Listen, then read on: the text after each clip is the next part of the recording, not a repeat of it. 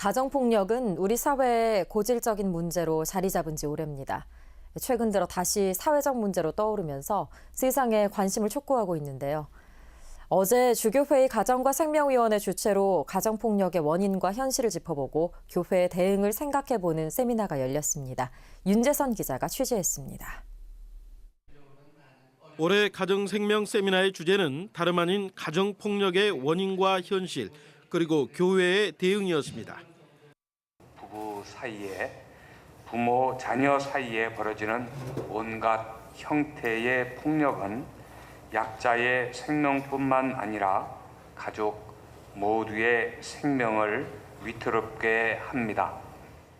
먼저 다문화 가정의 가정폭력의 원인과 실태, 치유와 예방을 주제로 발표한 이관홍 신부는 가정폭력을 낳는 가장 큰 원인으로 결혼 이주 여성을 바라보는 왜곡된 시선을 꼽았습니다. 결혼 이주 여성들은 늘 나그네처럼 살아갑니다. 어디에도 정을 붙일 데가 없고 자기 나라 사람들을 만나도 무시와 또 멸시를 당하는 경우가 많습니다. 그러다 보니 폭력을 경험한 결혼 이주 여성들은 스스로가 환영받지 못한 이방인이라는 생각을 떨치지 못한다는 것이 이관홍 신부의 설명입니다. 실제로 가정폭력을 경험한 결혼 이주 여성들의 피해 사례는 다양하고 심각합니다. 남편이 흉기로 위협하고 때리는 건 다반사고 시부모도 폭력에 가세하기도 합니다. 심지어는 낙태와 불임을 강요하고 시댁 식구들이 종과 같은 취급을 하는 경우도 빈번합니다. 그럼에도 대다수 결혼 이주 여성들은 의사소통에 서툰 데다 신고를 어떻게 해야 할지 모르는 경우가 많습니다.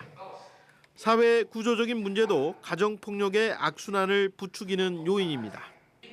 남편과 떨어져 살고 싶지만 불법 체류자 신세로 전락하거나 사랑하는 자녀들을 만날 수 없고 더구나 홀로 남아 이주 노동자처럼 살아가야 하기에 그저 소구름을 삼키며 참을 수밖에 없습니다.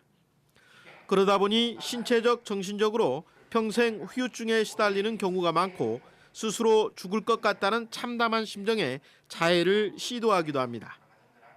이관홍 신부는 무엇보다 치료적인 대책뿐 아니라 교회의 사목적 배려와 적절한 대응이 절실하다고 말합니다. 본당 안에서부터 이 사람들을 결혼 이주 여성들이나 이주 노동자들도 마찬가지죠. 막연히 도와줘야 된다는 대상으로 생각하기보다 자기네들끼리 공동체를 만들어서 그 안에서 자기네들끼리 어려운 문제를 해결하고 스스로 설 수 있는 그런 자리를 마련해 준다면 더 좋지 않을까. 또한 가해자의 남편들을 위한 다양한 사목적 프로그램과 교육이 실시되면 다문화 가정 내 충돌과 갈등을 줄일 수 있을 것이라고 제안했습니다. 이어 일반 가정의 가정폭력 원인과 실태, 치유와 예방을 주제로 발표한 김은랑 소장은 가정폭력은 더 이상 사소한 개인의 문제가 아니라 명백한 범죄이며 뿌리 깊은 구조적 불평등과 사회적 편견의 결과임을 인식해야 한다고 강조했습니다. CPBC 윤재선입니다.